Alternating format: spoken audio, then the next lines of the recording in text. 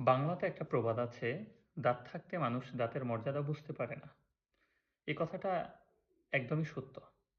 যখন আমাদের জীবনে কিছু প্রিয় মানুষ থাকে যারা সবসময় আমাদের সেবা করে, শুশ্রূষা করে, আমাদের বিপদে সাহায্য করে, তারা সাথে থাকা অবস্থায় তাদের কি পরিমাণ গুরুত্ব আমাদের জীবনে আছে সেটা আমরা বুঝি না।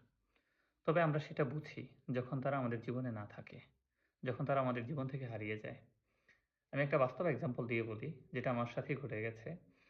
আমার মা যখন পৃথিবীতে ছিলেন, আম সে সময় হয়তো এটা বুঝতাম যে উনি আমার জীবনে অনেক গুরুত্বপূর্ণ মানুষ। কিন্তু উনি যে প্রত্যেকটা ক্ষেত্রে আমাকে কি পরিমাণ হেল্প করেন, কি পরিমাণ সাপোর্ট করেন, উনার দ্বারা আমি কি পরিমাণ সাহায্যপ্রাপ্ত হই সেটা তখন অনুধাবন করতে পারিনি।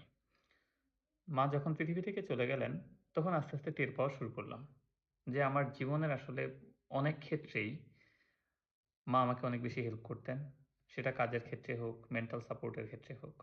সেজন্য যেই মানুষগুলো সত্যিকার অর্থে আমাদের আপন, কাছের, যারা আমাদের শুভাকাঙ্ক্ষী, যারা আমাদের ভালো চায়, তাদেরকে যথার্থ মূল্যায়ন করা উচিত।